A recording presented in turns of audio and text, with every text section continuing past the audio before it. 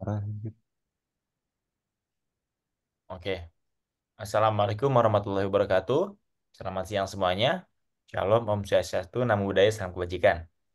Perkenalkan, kami dari kelompok 4 yang beranggotakan saya, Gemma Hafiz Maulidi, kemudian ada rekan saya, Friendy Eka Setiabudi. Halo, Friendy. Oke, kemudian ada Jeskan Johannes Kembuan. Pada kesempatan kali ini, kami akan mempresentasikan materi tentang proses komunikasi dan transfer data pada aplikasi Google Meet.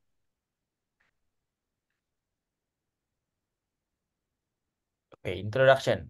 Oke, sebenarnya Google Meet adalah aplikasi video conference yang disediakan oleh Google. Namun di sini kita akan lebih rinci lagi. Jadi Google Meet adalah aplikasi komunikasi video yang dikembangkan oleh Google yang memungkinkan pengguna untuk melakukan panggilan video dan audio serta berbagi layar dengan orang lain. Aplikasi ini merupakan bagian dari Suite G Suite yang dirancang untuk menyediakan solusi komunikasi yang efisien dan mudah diakses bagi individu maupun organisasi. Google Meet memiliki berbagai fitur yang dapat membantu pengguna dalam berkomunikasi, berkolaborasi, dan berbagi ide, seperti caption langsung yang didukung oleh teknologi pengenalan suara Google, tata letak adaptif yang menyesuaikan tampilan rapat sesuai dengan konten dan jumlah peserta, kemudian perekaman rapat yang dapat disimpan di Google Drive.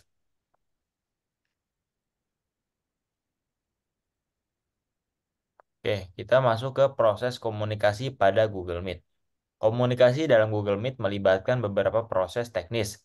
Saat menggunakan saat pengguna memulai panggilan video atau audio, data dikirimkan melalui internet menggunakan protokol WebRTC yang memungkinkan komunikasi real time. Google Meet menggunakan enkripsi untuk melindungi data yang ditransfer antar pengguna. Selain itu, Google Meet mengadaptasi kualitas video dan audio berdasarkan ketersediaan bandwidth untuk memastikan komunikasi yang lancar, bahkan dalam koneksi yang tidak stabil. Lanjut, Friendy. Lalu selanjutnya tahapan pada proses komunikasi Google Meet. Yang pertama yaitu adalah tahap pengiriman. Di mana tahap pengiriman ini melibatkan beberapa proses, seperti proses pengodean, pengemasan, dan pengiriman data dari pengguna pengirim ke servis Google. Data yang dikirim bisa berupa video, audio, ataupun teks, tergantung pada jenis konten yang ingin dibagikan oleh pengguna. Untuk mengirim data, Google Meet menggunakan WebRTC, yaitu sebuah teknologi yang memungkinkan komunikasi real-time antara peramban web dan aplikasi web. WebRTC menggunakan protokol UDP untuk mengirim data, yang lebih cepat dan efisien daripada protokol TCP. WebRTC juga mendukung enkripsi end-to-end, yang berarti data yang dikirim tidak bisa dibaca oleh pihak ketiga. WebRTC menggunakan port UDP 3478 dan 19302-19309 untuk mengirim data audio dan video. One.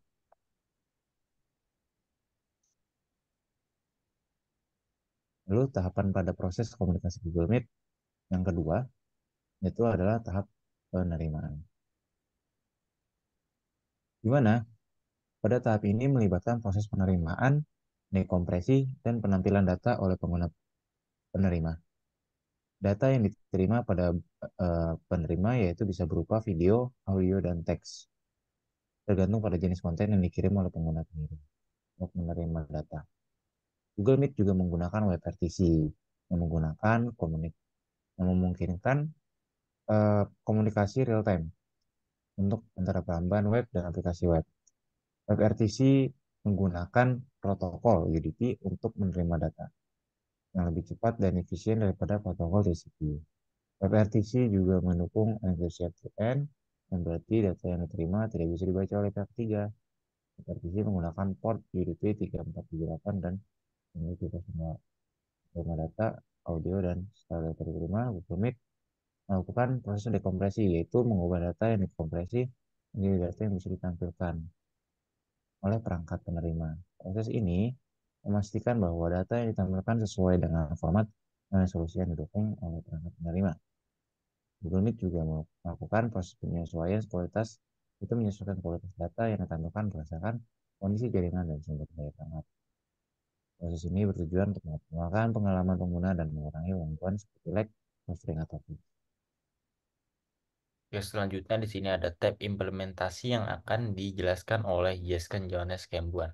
Silakan untuk jelaskan apa saja Oke, yang ada di ya tampilan di izin masuk, ya. Terima kasih untuk waktu dan kesempatannya. Em, di sini kita akan membahas implementasi dari pengujian dari bandwidth, latency, dan loss rate.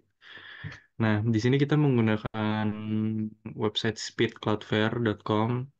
Nah, bisa dilihat untuk sebelumnya ini kecepatan internet dari WiFi yang kita gunakan itu sebesar 50,4 Mbps, dan untuk latensinya ketika kita cek, ini belum menggunakan Jimit-nya ya, jadi masih secara umumnya itu latensinya sebesar 73,7 ms, dan jitternya itu 12,4 ms.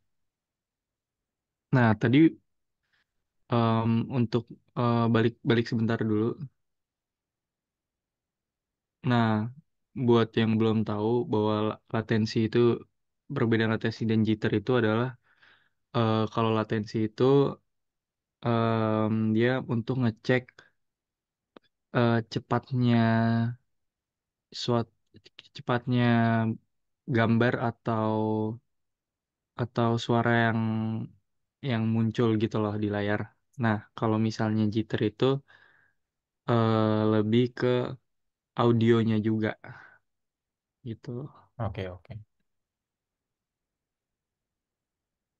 Nah, berikutnya di sini itu kita bisa melihat kalau di Speed Cloudflare ini dia menyediakan juga berdasarkan grafik ini ya, grafik bar gitu di sini, latency measurement tuh yang mempengaruhinya nih.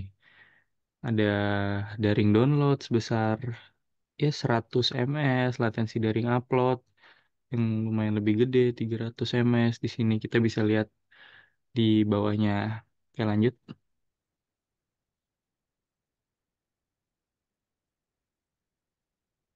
Nah, ini sesudah kita gunakan em, sesudah kita gunakan Google Meet-nya. Nah, bisa dilihat perbedaannya itu cukup besar di bagian latensi dan jitter, sekitar lumayan gede ya. Karena karena ketika kita menggunakan Meet itu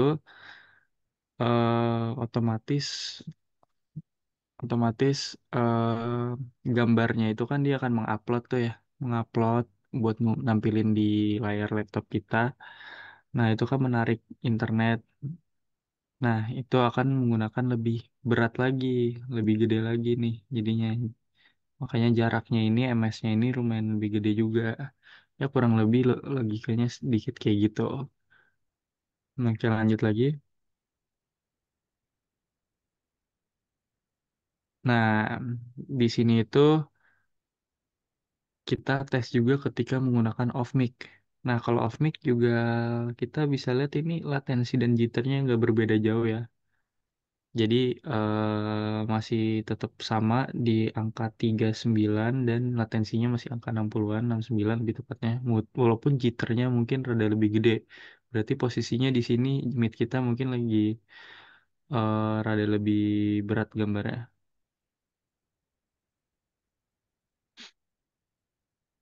Nah, ketika kita menggunakan mic, di sini kita bisa lihat perbedaan yang cukup drastis dari latensi dan download speednya. Nah, ini juga mengaruh nih, download speednya ini juga menjadi lebih pelan nih. Mungkin kalau di sini mungkin pengaruh dari wifi-nya sih kalau dari download speednya ya. Tapi kalau untuk dari latensinya mungkin dia rada lebih berat karena kita tuh mengeluarkan suara gitu, otomatis Meet itu akan mengambil suara dari kita, dan itu akan ditransferkan ke yang lainnya agar bisa dengar, itu kan menggunakan internet. Nah, itulah jaraknya itu akan menggunakan lebih besar lagi gitu loh. Nah, sehingga bisa sampai melonjak 80. Untuk jitternya itu masih masih di angka yang sama ya, 33, 30-an lah. Kurang lebih begitu. Nah, ini perbedaannya tuh.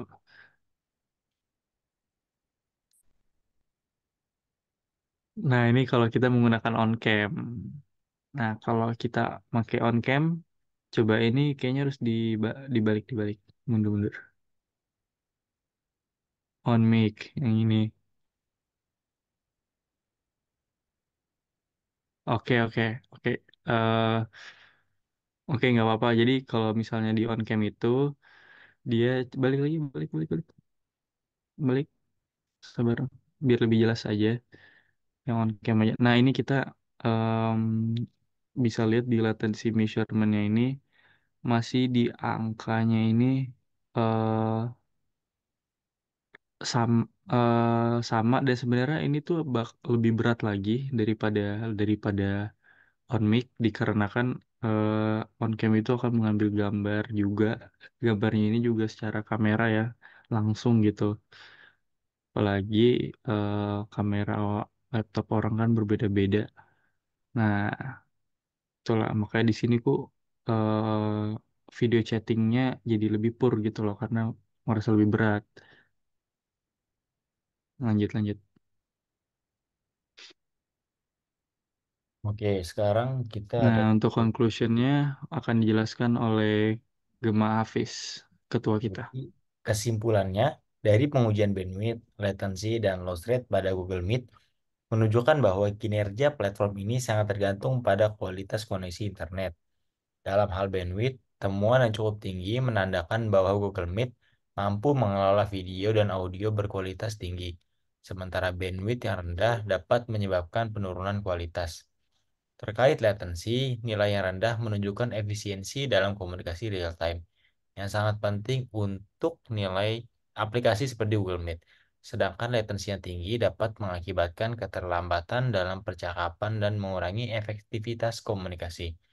Loss rate yang rendah menunjukkan koneksi yang stabil, sementara nilai yang tinggi dapat menyebabkan gangguan dalam transmisi data. Oleh karena itu, disarankan untuk memperbaiki kualitas koneksi dengan menggunakan koneksi internet yang lebih stabil dan cepat. Pengguna juga dapat mengatur ulang pengaturan di Google Meet untuk mengurangi kualitas video guna mengakomodasi bandwidth yang terbatas. Kurang lebihnya begitu dari kelompok kita terkait transfer data dari aplikasi Google Meet. Sekian, terima kasih. Mohon maaf bila banyak kesalahan dari kami. Wassalamualaikum warahmatullahi wabarakatuh.